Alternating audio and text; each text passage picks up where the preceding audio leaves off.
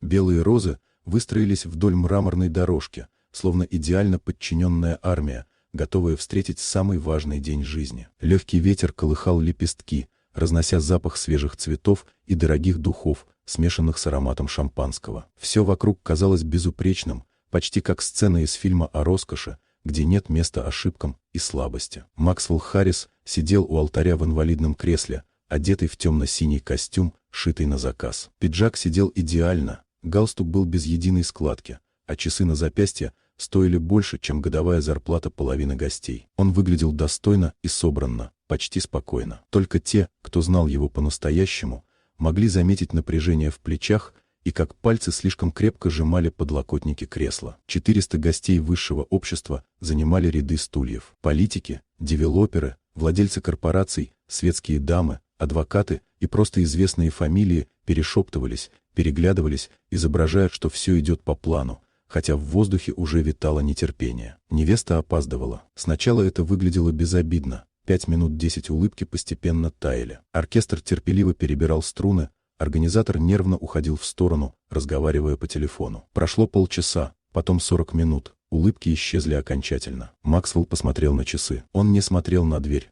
Там, где должна была появиться Лорен Тейлор, было больно смотреть. 4 года назад его жизнь была другой. Самолеты, строительные площадки, спортивные машины, смех над словом «усталость». А потом авария, мокрый асфальт, удар, потолок больницы, отсутствие ног. С того дня мир стал другим. Кто-то исчез, кто-то стал чрезмерно вежливым, кто-то смотрел с жалостью. А Лорен осталась. Или ему так казалось. Шепот гостей усиливался. Что-то не так, может, она передумала. Максвелл услышал тихую, колющую фразу: «Ты бы вышла замуж за человека в инвалидном кресле». Он не обернулся. Ответы он слышал слишком часто. В интонациях, взглядах, паузах. Оркестр попытался заглушить неловкость, но музыка звучала фальшиво, как плохо разыгранная надежда. Телефон в его руке завибрировал. Не звонок, сообщение. Он открыл экран и увидел: «Прости, я не могу. Я хочу нормальной жизни. Без кресел, без ограничений, без взглядов. Я уезжаю. Не ищи меня». Мир сжался до этих строк. Пальцы дрожали, телефон упал на мрамор с сухим, окончательным звуком. Гости начали шептаться, лица менялись. Удивление, смущение, жалость и плохо скрытое удовлетворение. Она сбежала. Максвелл чувствовал, как внутри что-то ломается медленно и мучительно. Не просто предательство, а подтверждение самого страшного страха. Деньги, статус и сила воли не вернут того, что потеряно. Он вспомнил ее слова: «Мне все равно», улыбку, поцелуй в щеку, уверенность, что любит его таким, какой он есть. Все оказалось ложью. Тогда он услышал тихие шаги. Шаги, которые прорезали шум. К нему шла женщина в простой синей форме, с желтыми резиновыми перчатками. Служанка. Она шла прямо к нему, не к алтарю, не к организаторам. Волосы собраны, лицо спокойно, взгляд сосредоточен. Она сняла перчатки, положила их на стул, опустилась на колени перед Максвеллом. Тишина стала плотной, почти осязаемой. Ее голос, едва слышный, прошел сквозь зал.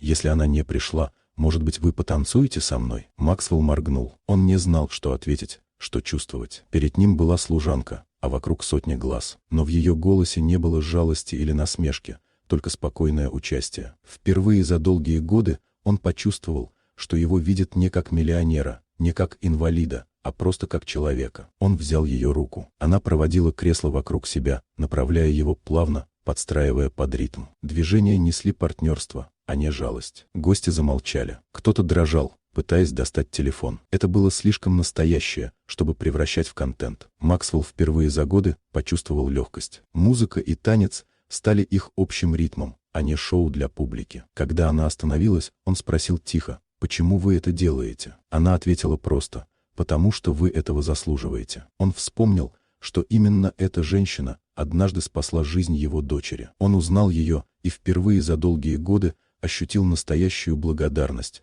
а не неловкость или жалость. Аплодисменты вспыхнули постепенно, искренние и глубоко трогательные. Максвелл понял: жизнь не закончилась у алтаря, она изменила направление. Тихо, незаметно, но навсегда. Впервые за долгие годы он почувствовал не страх, а надежду.